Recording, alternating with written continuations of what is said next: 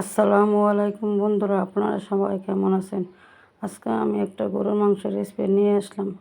হাতে মাখা দিয়ে দিলাম 2টা তেজপাতা, দিয়ে দিলাম 4-5টা লবঙ্গ, দিয়ে দিলাম 4-5টা গোলমরিচ, দিয়ে দিলাম 5-6টা সাদা এলাচ, আর দিলাম দারচিনি, দিলাম হলুদ গুঁড়া, মরিচ গুঁড়া 2 চামচ, দিলাম মরিচ গুঁড়া, ধনিয়ার গুঁড়া, জিরার গুঁড়া। এবার দিয়ে পরিমাণ মতো লবণ। এবার টক দইটা ভালোভাবে ফেটিয়ে নেব যেন কোনো আঁশ না থাকে। এই টক দই ফেটানো হয়েছে, দিয়ে দিলাম টক দই,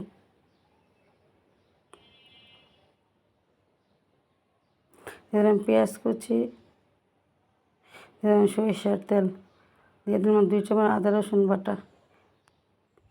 এবার ভালোভাবে হাত দিয়ে মাখিয়ে নেব। যারা আমার চ্যানেল নতুন বন্ধু, চ্যানেলটি সাবস্ক্রাইব করে না, চ্যানেলটি সাবস্ক্রাইব করে একটা লাইক দিয়ে ভিডিওটা দেখা শুরু করবেন। যদি ভিডিও দেখতে দেখতে কোনো অংশ ভালো লাগে থাকে অনুরোধ করছি একটা লাইক দিয়ে ভিডিওটা কন্টিনিউ ফুল ওয়াচ করে দেখে নেবেন। এবার হাত দিয়ে মাখা হয়ে গেছে, চুলাতে বসিয়ে দিলাম। এবার ঢাকনা দিয়ে ঢেকে দেব।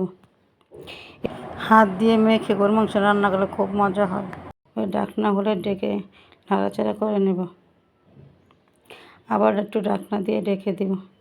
ঢাকনা খুলে আবার একটু নেড়ে চেড়ে দেব। এভাবে যদি আপনি গরুর মাংস রান্না করেন, খেতে খুব হয় দুর্দান্ত। রান্না করতে পারে সবাই, কিন্তু এক এক মানুষ এক এক ধরনের রান্না করে। কিন্তু এইভাবে একটু রান্না করে হাত দিয়ে মেখে দেখবেন, খেতে খুবই মজা হয়।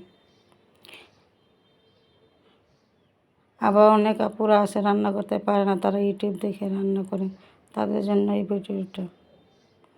এবার মাংস কষানো হয়ে গেছে, দিয়ে দিলাম পানি। এবার ঢাকনা খুলে দিয়ে ঢেকে দেব। ঢাকনা খুলে আর একটু নেড়ে চেড়ে দেব। এবার দেখেন কালারটা কত সুন্দর এসেছে। আবার একটু ঢাকনা দিয়ে 30-40 মিনিট সিদ্ধ করে নেব।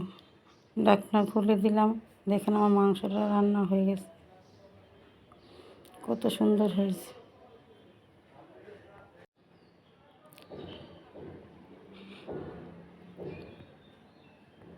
রান্নাটা শেষ হয়ে গেলে দেখুন কালারটা কত সুন্দর এসেছে।